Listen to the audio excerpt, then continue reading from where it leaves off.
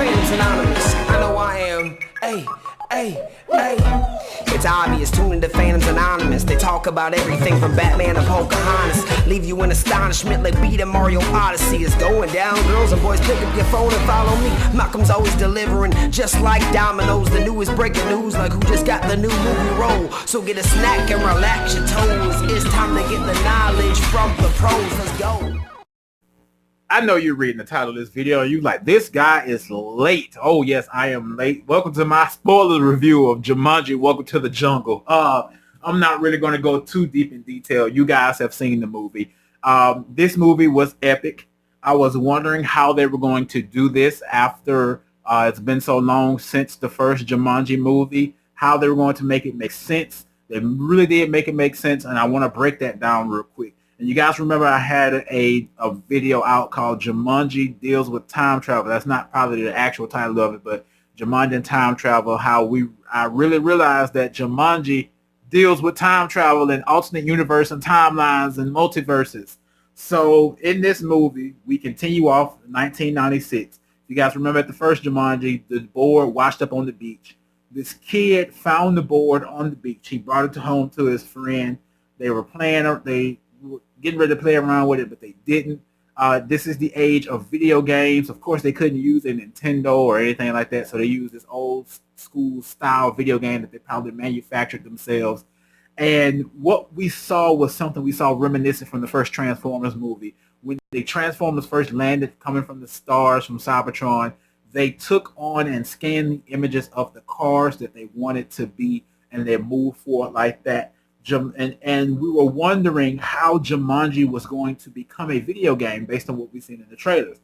My premonition was basically like, going from the original to these days, that time just progressed, and just like we had Monopoly, the board game, Monopoly ended up becoming a game on Nintendo, and I believe Sega Genesis and a lot of other games had made that transition from board game to video game console. So I just automatically assumed that this was going to be transition.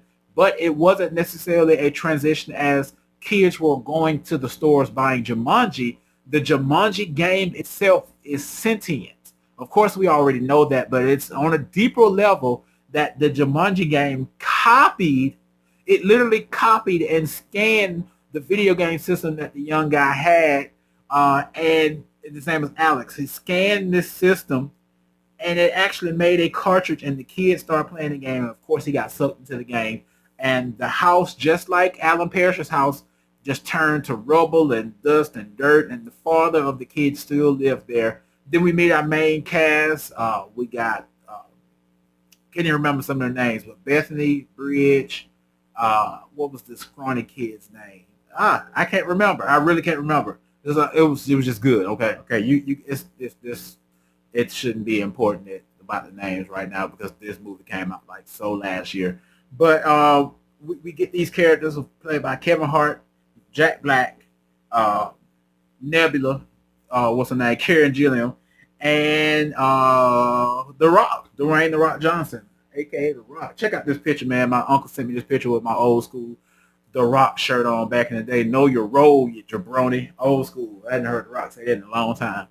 But the killer part to me with this movie is that not only did the characters in this movie, and I'll talk about the actors, they not only had to act the part, but they also had to act the part of the person or the child that they were on top of that.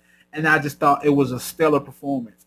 Best performance of this movie goes to my man Jack Black for both playing the doctor and also being the young teenage heartthrob girl. He did such an amazing job. He kept me entertained the entire movie. The other castmates did great as well, but Jack Black took the cake for this movie. Cake sounds really good right now. I've been wanting something sweet all evening long. Anyways, Jumanji, awesome movie. They end up saving the young kid that actually found that that's who he was. He thought he'd just been in there a couple of months or so, but dude, he's been in the game 20 years. Just as well as Jumanji fashion, we get our nod to Robin Williams, and he was this guy that was in the game. He's basically staying in the house that Alan Parrish had built when he was trapped in Jumanji. It's just a spectacular movie. They save him. Time reverts itself back. They go back to the house where he lived, that they knew it to be a dark and dreary house. It was beautiful. It was pretty. He actually pulled up in front of the house. The dad was normal because you remember inside the movie, the dad, he was all dark and dreary and drabby, but he thanked them for saving them. And it was just an awesome movie. So it makes you wonder, will we get another Jumanji? And they've already said there's supposed to be a sequel coming. So how are they going to do this? They're really saying that they gambled and they capitalized, and I like it. But just right now, don't overdo it. Don't overdo it. Let me know what you guys thought about Jumanji. Welcome to the jungle.